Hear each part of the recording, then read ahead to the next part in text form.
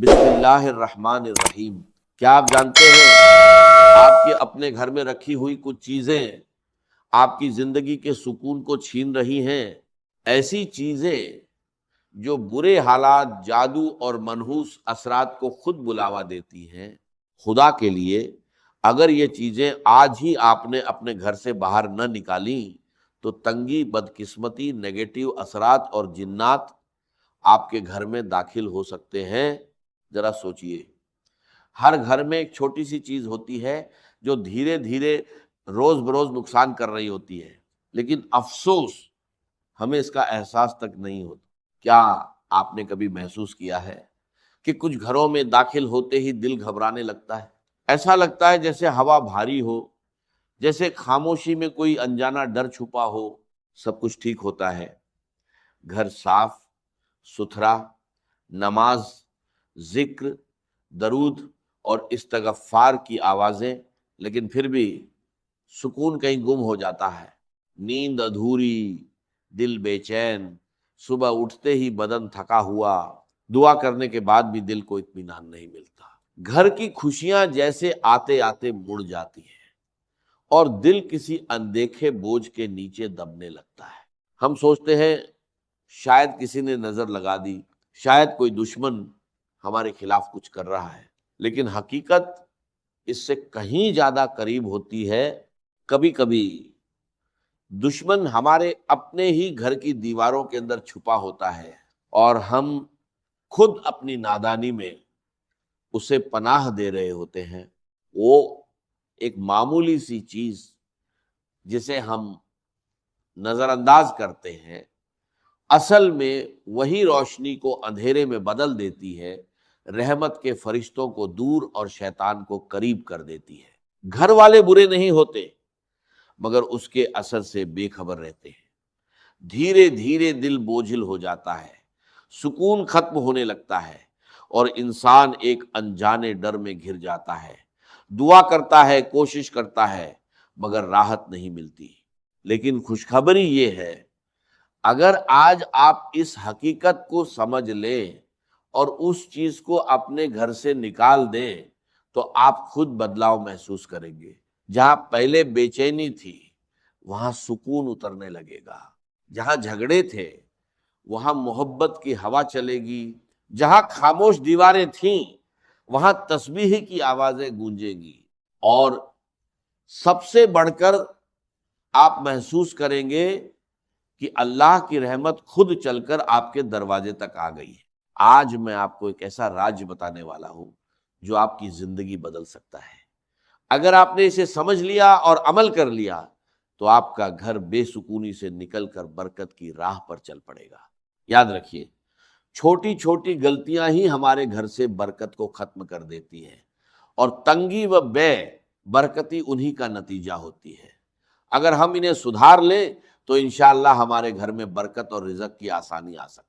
अल्लाह ने इंसान को जीने का तरीका सिखाया और अंबिया के जरिए सही राह दिखाई। उनकी तालीमात में पूरी जिंदगी की कामयाबी छुपी है। कामयाबी के लिए सीरत ए नबी सल्लल्लाहु अलैहि वसल्लम पर चलना ज़रूरी है। इस्लाम हमें सिखाता है कि हर काम बिस्मिल्लाह से शुरू करें, हर वक्त जिक्र में रहें और अपने घर को नेक अमलों से जोड़कर रखें, क्योंकि आज के दौर में वक्त की सबसे बड़ी बर्बादी गफलत है।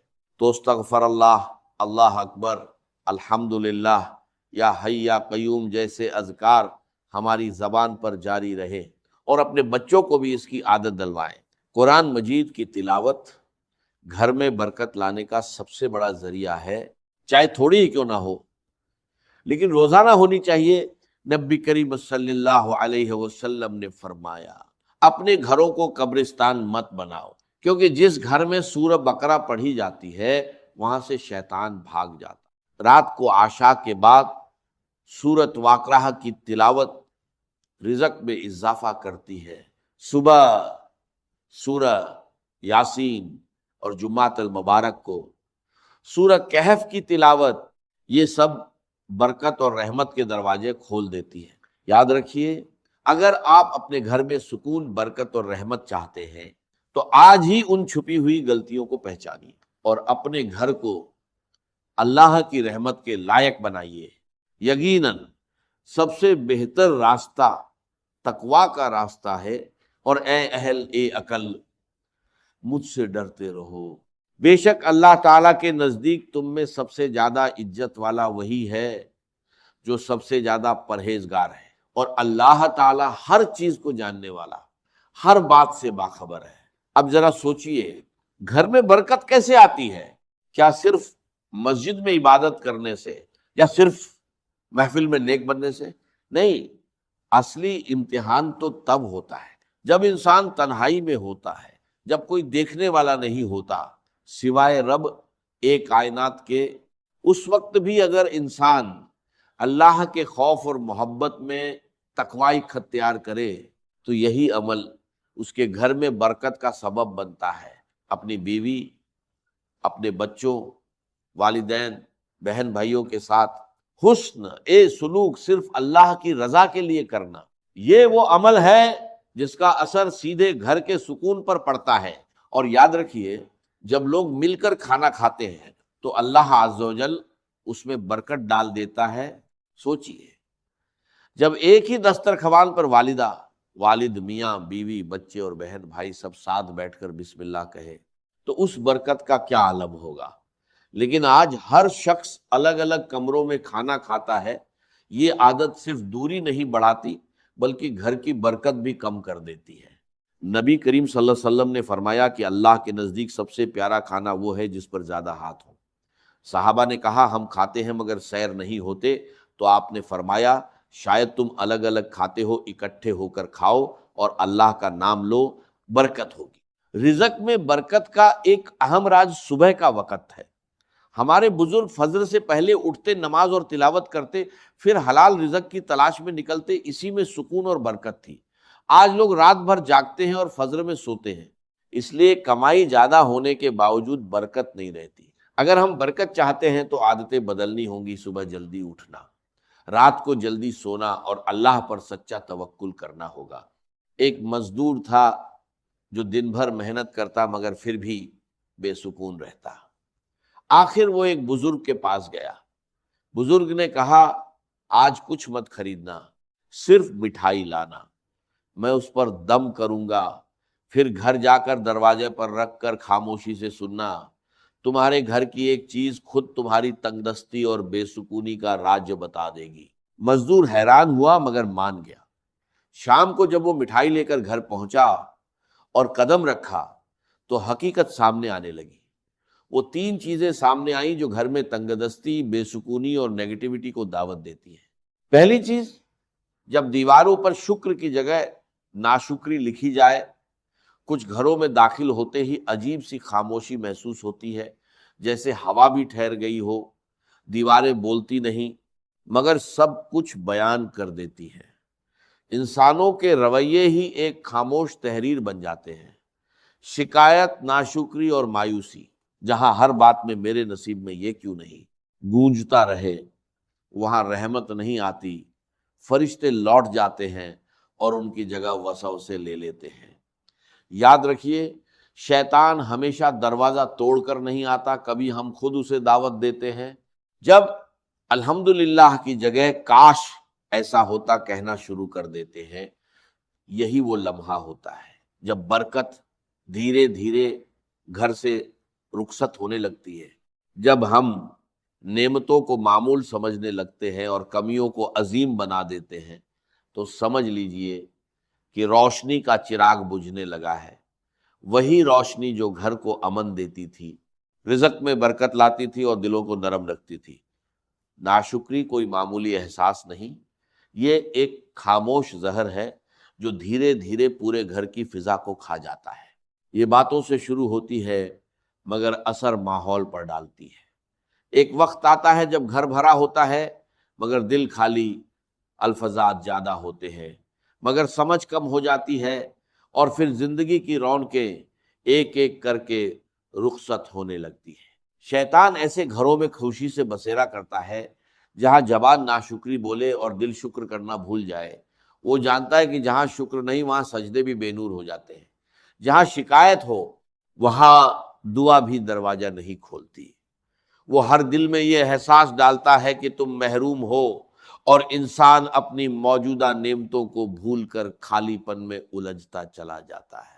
یاد رکھیے، شکر صرف الفاظ نہیں، یہ ایک روشنی ہے۔